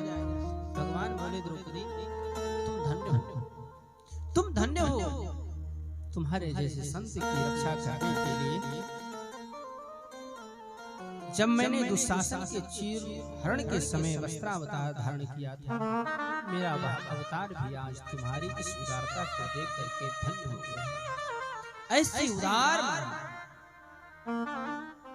और भीमसेन ने कहा कि अगर आप लोग छोड़ देंगे तो मैं मार दूंगा। तो भगवान ने कहा, तत्राहमर्षितो भीमस्य श्रेयान् वधस्मृतः। ऐसा कर करके भीमसेन अश्वत्थामा को मारने के लिए दौड़ पड़े। उधर द्रौपदी बचाने लगी कि मत मारो, मत मारो। तभी भगवान ने चतुर्भुज रूप धारण करके 2 हाथों में भीमसेन को पकड़ लिया और 2 हाथों से द्रौपदी को पकड़ लिया। निस्सम्य भीम गदितम द्रौपदास्य चतुर्भुज। भगवान चतुर्भुज रूप धारण करके द्रौपदी को भी पकड़ लिए, भीमसेन को भी पकड़ लिए। भगवान ने कहा, अधम ब्राह्मण भी वध योग्य के योग्य है। अधम ब्राह्मण हो वो वध के योग्य है। कहा, ब्रह्म बंधुर हंत्या आतताई बधार। भगवान ने कहा कि ठीक है, भीमसेन की बात हो, भीम की बात हो और द्रौपदी की बात भी सत्य हो, जो कहना करना चाहती वही हो। भगवान ने कहा, ब्रह्म बंधुर हंतव्या, ब्राह्मण अधम हो उसे मार देना चाहिए। ब्रह्म बंधुर हंतव्या आदताई बधार। कहा कि ब्रह्म बंधु हो, ब्राह्मण हो, उसे मारना नहीं चाहिए, पर अगर आदताई है उसे मार देना चाहिए। अब ये बात अर्जुन को समझ में आ गया। अर्जुन समझ गए कहें ब्राह्मण का वध क्या है। तो ब्राह्मण का वध भगवान कहना चाहते हैं, कह रहे हैं कि ब्राह्मण का अपमान ही ब्राह्मण का वध है। ब्राह्मण का अगर अपमान आपने किया तो ब्रह्म हत्या लग गई। ब्राह्मण का अपमान ही ब्राह्मण वध है। अर्जुन समझ गए। अर्जुन ने क्या किया, किसी का अपमान करना हो उसे समाज से बहिष्कृत कर दो, सर से बाल उतरवा दिए, श्रीहीन हो गया और उसे समाज से बाहर कर दिया। अश्वत्थामा बड़ा लज्जित और मुंडन कर देना, धन छीन लेना, स्थान से बाहर निकाल देना, यही अधम ब्राह्मणों का वध है। ब्राह्मण भी अगर अधम है तो यही वध है। उनको बाहर कर दो, उनका धन छीन लो, धन ले लो और मुंडन कर दो, मैंने सर से बाल उतरवा दो, ऐसा कर दिया, बाहर कर दिया। इस प्रकार वो बाहर चला गया। पाही पाही महायोगी। उसने सोचा कि मेरा अपमान हुआ है तो मैं तो छोड़ूंगा नहीं। उसके मन में विचार आया कि उत्तरा के गर्भ में अभी एक बालक पल रहा है, अभिमन्यु पुत्र, उसको मारना चाहता है। अभिमन्यु तो पहले मारे जा चुके हैं, तो उसे मारने के लिए अभी भी वो प्रयत्न कर रहा है। सोच लिया और इधर मरे हुए पुत्रों का दाह संस्कार आदि किया और माता द्रौपदी रोने लगी। गंगा के तट पर भगवान ने शोक संतप्त युधिष्ठिर और धृतराष्ट्र गांधारी आदि को सांत्वना दी। ये सब भी जो युद्ध में मारे गए उनकी याद आ रही, बाद में याद आती है। भगवान ने सबको दृष्टांत देकर के शोक को दूर किया। युधिष्ठिर को राज्य मिला, 3 अश्वमेध यज्ञ कराए और अश्वमेध यज्ञ होने के बाद भगवान विदा लेकर के बहुत दिन रहे और भगवान द्वारिकापुरी जाने के लिए उद्यत हुए, तैयार हुए, रथ पर बैठ गए। इतने में उधर से अश्वत्थामा ने क्या किया, उत्तरा के गर्भ पर ब्रह्मास्त्र का प्रयोग किया कि गर्भ ही समाप्त कर दो। जब सब समाप्ति हो गया है, वो अपने ब्रह्मास्त्र का प्रयोग किया और उत्तरा भागी भागी आई। पाहि पाहि महायोगी देव देव जगतपते नान्यं तद भयं पश्ये यत्र मृत्युः परस्परम। हे भगवान देवादिदेव हमारी रक्षा करें। आप लोग थोड़ी देर और 10 मिनट का समय, उसके बाद कथा विश्राम।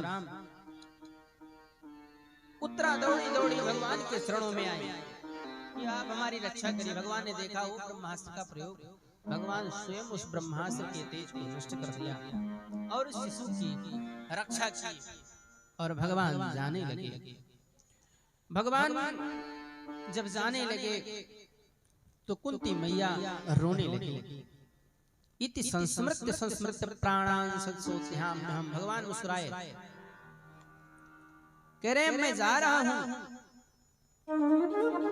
वैष्णव तेज आसाद्य समसाद्य भृगुद्भः।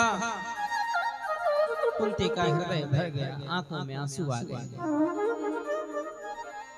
कुंती की इच्छा है भगवान 24 घंटे हर घड़ी भगवान मेरे सामने रहे। भगवान जाने लगे, कुंती की आंखों में अश्रु आ गए, हाथ जोड़ करके स्तुति करने लगे कि प्रभु नमस्ते पुरुषात्वद्यमीश्वरम प्रकृतेः परम।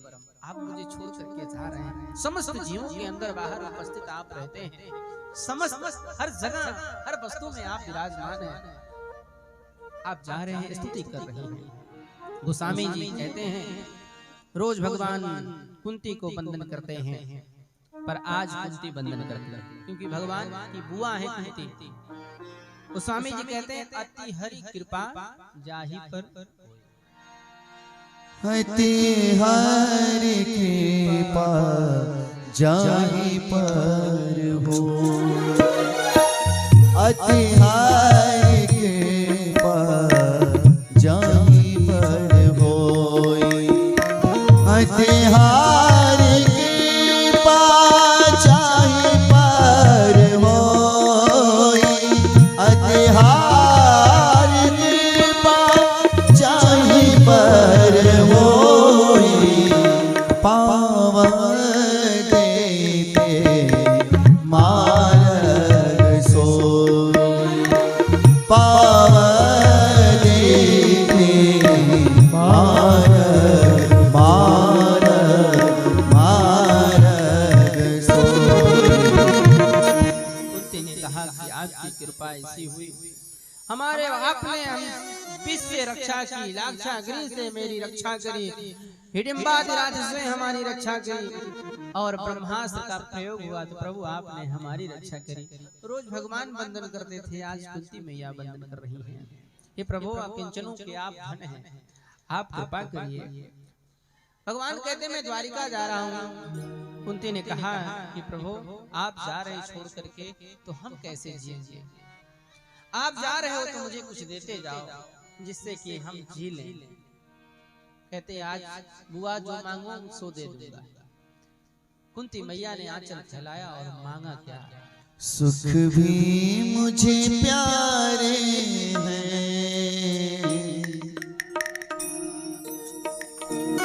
दुख भी मुझे प्यारे हैं, सुख भी मुझे प्यारे हैं, दुख भी मुझे प्यारे हैं, छोड़ूं मैं किसे भगवन, दोनों ही तुम्हारे, दोनों ही तुम्हारे हैं, दोनों सुख दुख ही तो दुनिया की गाड़ी को चलाते हैं हो। सुख दुख ही तो दुनिया की गाड़ी को चलाते हैं। सुख दुख ही तो हम सबको इंसान बनाते हैं। सुख दुख ही तो हम सबको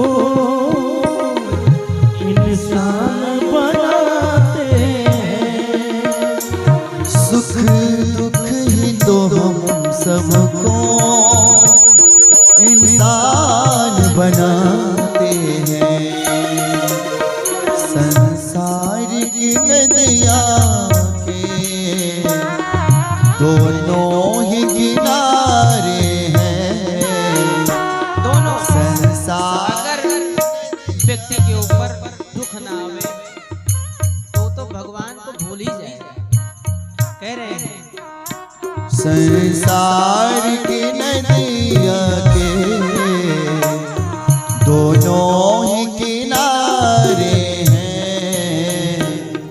छोड़ो मैं किसे भगवन, दोनों ही तुम्हारे हैं। दोनों ही तुम्हारे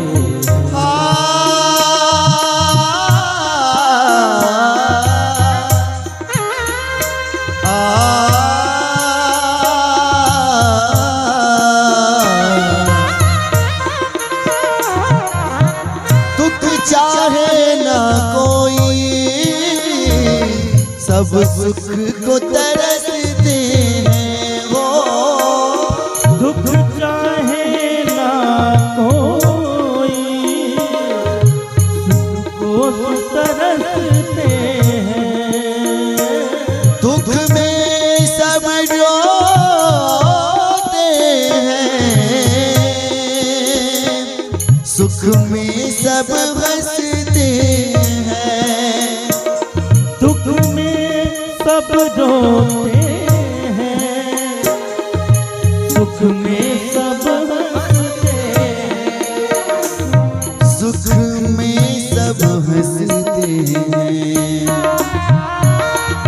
लेकिन सुख मिला उसे जिसने दुख भी तो गुजारे हैं।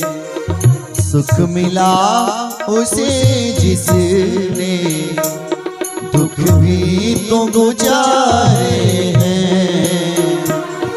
छोड़ो मैं किसे भगवन, दोनों ही तुम्हारे। छोड़ू मैं किसे भगवन, दोनों ही हमारे। मैं कैसे कहूँ तुमको सुख दे दे या दुख दे दे हो। मैं कैसे कहूँ तुमको सुख दे दे या दुख दे दे। जो भी तेरी मर्जी है, मर्जी से जो तू दे दे। जो भी तेरी मर्जी है, मर्जी से वो तू दे दे। मर्जी से जो तू दे दे। मैंने तो तेरे दर पे ये हाथ पसारे हैं। छोड़ू मैं किसे भगवन, दोनों ही तुम्हारे। दोनों ही तुम्हारे हैं। सुख में तेरा शुक्र करो, दुख में फरियाद करो।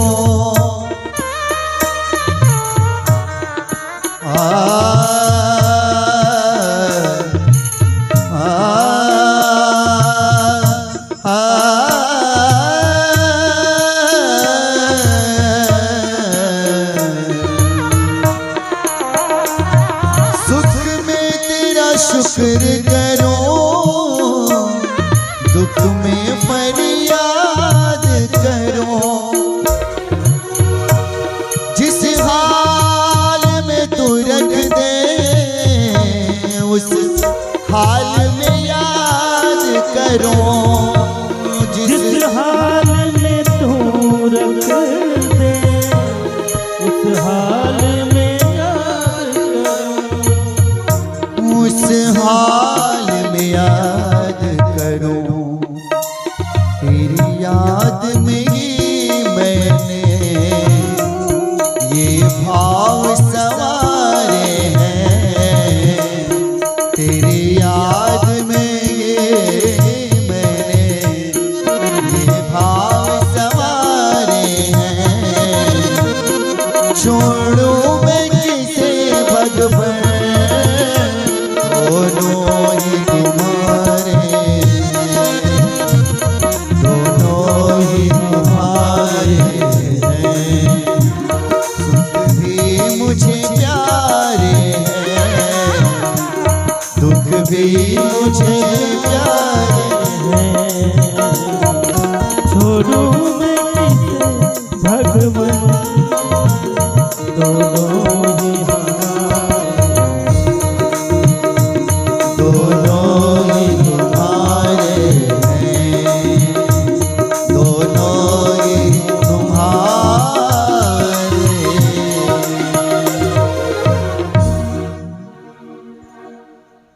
कुंती ने भगवान से विपत्ति मांगी। आप भगवान से धन दौलत मांगते हो, पर कुंती ने कहा मुझे विपत्ति दो। भगवान ने पूछा क्यों हुआ, आज आपको मांगने का अवसर आया और आप विपत्ति मांगती हो। कहते हैं कि इतना दुख आया, इतनी विपत्ति आई इस जीवन में, उन विपत्तियों में आप मेरे साथ रहे, पर आज सुख का दिन आया, मुझे छोड़कर के जा रहे हो। मुझे ऐसा सुख नहीं चाहिए कन्हैया। ऐसा सुख मैं अपने कन्हैया को खो करके इस सुख का उपभोग कैसे करता हूँ, नहीं चाहिए। मुझे जीवन में सिर्फ विपत्ति चाहिए जिससे तुम मेरे सामने रहो। ये भक्ति है। एक दिन भगवान एकांत में बैठ करके आंखें बंद किए हुए भगवान की आंखों से अश्रु प्रवाहित हो रहे थे। इतने में युधिष्ठिर ने भगवान को नेत्र बंद किए हुए और आंखों से अश्रु प्रवाहित हो रहे ऐसे दृश्य को युधिष्ठिर ने देखा और जा करके पूछा, भगवान आप किसका ध्यान कर रहे हैं? ये ध्यान करते हुए आंखों में आंसू क्यों बह रहे हैं? युधिष्ठिर ने जिज्ञासा बस भगवान से पूछ लिया। भगवान ने युधिष्ठिर के इस वचन को सुनकर के अश्रुपूर्ण नेत्रों से उदास होकर के युधिष्ठिर से कहते हैं कि राजन, इस समय सरसैया पर लेटे भीष्म बड़े ही आर्द्र भाव से मेरा ध्यान कर रहे हैं। इतना दुख सहन कर रहे हैं, सिर्फ मेरी दर्शन की लालसा है कि अंतिम समय भगवान का दर्शन हो जाए, उसके बाद मैं अपने शरीर का परित्याग करूं। और बाणों की सैया पर लेटे हुए भीष्म पितामह सिर्फ मेरा ध्यान कर रहे हैं और ऐसे कष्ट को देख करके अपने भक्त के प्रति मेरे आंखों में आंसू नहीं।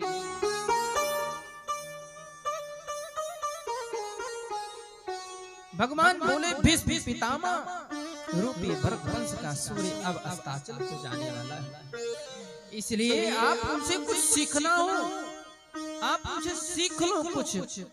पितामह भीष्म के समान धर्म के तत्व को जानने वाला दूसरा कोई नहीं है। भगवान कहते हैं युधिष्ठिर उनसे कुछ सीख लो, उनके चरणों में जाकर के समस्त धर्मों का ज्ञान प्राप्त कर लो। मुझे विश्वास है कि उनके उपदेशामृत से तुम्हारे सभी संदेह दूर हो जाएंगे। युधिष्ठिर के साथ उनके भाई भी रथ पर आरूढ़ होकर के कुरुक्षेत्र पहुंचे। अर्जुन के साथ भगवान श्री कृष्ण भी रथ पर चढ़ पहुंचे। उसी समय भीष्म पितामह के अंतिम क्षण आया। बड़े बड़े ऋषि वशिष्ठ, इंद्र, प्रमथ, बादरायण, व्यास आदि भीष्म जी के दर्शनार्थ वहां पहुंचे हैं कि चले अंतिम समय भीष्म पितामह का दर्शन करें। भगवान पधारे हैं। भीष्म पितामह ने मनी मन उनकी पूजा की, भगवान को देखा, हाथ जोड़ करके अश्रु बिंदु लिए कहते हैं आज अंतिम समय में हरि मेरे सामने अंतिम समय मेरे ठाकुर मेरे सामने, यही अंतिम क्षण होना चाहिए। सबका यही अंतिम क्षण ऐसा आवे कि ठाकुर जी का नाम आवे, गोपाल का नाम आवे, कन्हैया का नाम आवे। हे कन्हैया, तो अंतिम समय मेरे सामने हो। आज ऐसा विश्व पितामह भगवान की पूजा कर रहे मन ही मन, क्योंकि बाणों की सैया पर लेटे, शरीर अब उनका उठ नहीं सकता है। दृष्टा निपतम भूमौ दिशच्युतिमावरम्, अहो कष्टमहो न्यायम् यद्योऽयं धर्मनन्दनाः जीविति नहार्थ क्लिष्टं विप्रधर्माच्युताश्रयाः।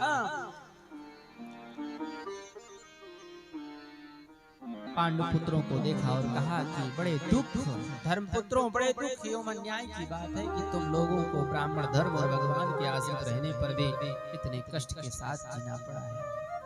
जिनके साथ भगवान हो उनको इतना कष्ट मिला। उन्होंने भीष्म पितामह ने राजधर्म का वर्णन किया, उसका उपदेश किया। उसके बाद भगवान के चरणों में ध्यान करते हुए हाथ जोड़ करके कहते हैं कि साथी हमारा कौन बनेगा? तुम न सुनोगे तो कौन सुनेगा? साथी हमारा कौन बनेगा? साथी हमारा कौन बनेगा? तुम न सुनोगे तो कौन सुनेगा? तुम न सुनोगे तो कौन सुनेगा? साथी हमारा, साथी हमारा कौन बनेगा? तुम न सुनोगे तो कौन सुनेगा? तुम न सुनोगे तो कौन सुनेगा?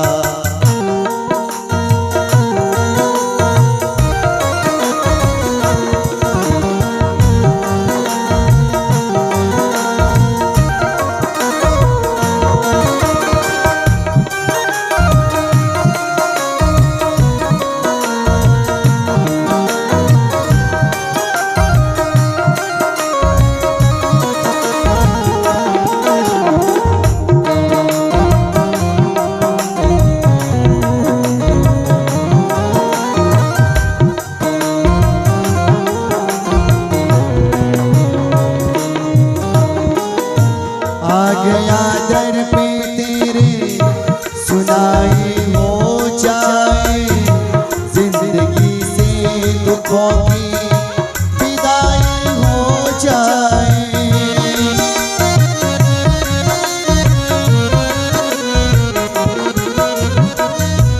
आ गया तेरे दर पे सुनाई हो जाए, जिंदगी से दुखों की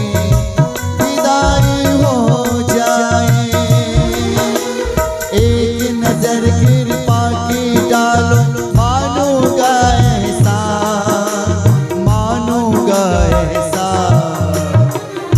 संकट हमारा कौन हरेगा? संकट हमारा कौन हरेगा? तुम ना सुनोगे तो कौन सुनेगा?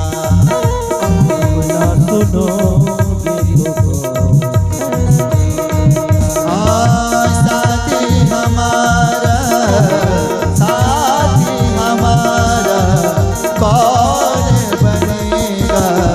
तुम न सुनोगे तो कौन सुनेगा? तुम न सुनोगे तो कौन सुनेगा? तुम न सुनोगे तो कौन सुनेगा? भीष्म पितामह ने कहा